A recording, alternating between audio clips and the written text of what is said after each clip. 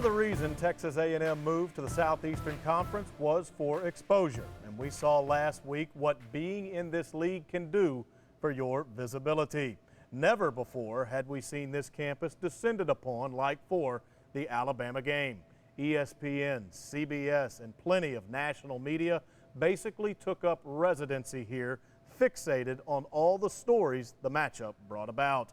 But what we learned through it all is this may become much more common in Aggieland. In the aftermath, it felt like one of the biggest college football games ever was played last Saturday in College Station, and there's not much exaggeration in that. The TV ratings on CBS were huge. ESPN GameDay was here, and several of its personalities said this one just felt different. It was GameDay's 5th appearance at an A&M contest. For analyst David Pollock, he was here last year when Florida came in. It's pretty cool, man. It was awesome. One of the cooler scenes in college football, and knowing the history behind the 12th man and stuff, and just the midnight yell. I mean, it's sweet. Obviously, one of the reasons for the magnitude of the event was Johnny Manziel. To say last season's Heisman Trophy winner is dynamic is a disservice. He's much more than that.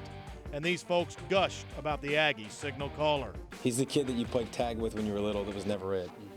I tell you what, I love the kid. I love watching it's fun to watch somebody like him. I like covering Johnny just because he's a fun guy to watch. I mean, he makes college football more entertaining and better for the fans, so you always appreciate that.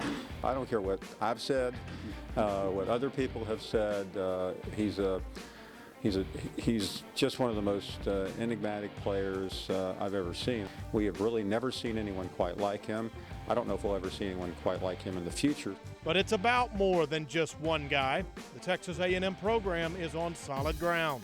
Ever since arriving in the SEC, the Aggies have captured the attention of the college football world. And the Ags are looking to become a mainstay on the scene. I think Sumlin's one of the better coaches in college football. Just he's got a swag about him that's pretty unique and just kind of calm and cool and collected, and I think that goes a long way. Regardless of what happens here tomorrow, win or lose, A&M has made its mark. A&M has won, and A&M will never be irrelevant again. The Aggies and Crimson Tide even drew comparisons to past games of the century. In the end, it lived up to the hype. Those tuned in watched Manziel and the Ags make a mad dash to the finish, eventually coming up just short. But you'll find what was gained at Kyle Field last Saturday will go a long way in bolstering the continued rise of Texas A&M. In the end, 756 media credentials were issued for the Alabama game, easily a Texas A&M record. And for the first time in 30 years, NFL scouts were unable to sit in the press box because it was just too full, yet 21 of them showed up anyway to check out the talent on the field and sat in overflow areas. That's how much of a horde we had in College Station. But again, we might see it very soon with the way this Texas A&M program is going about its business.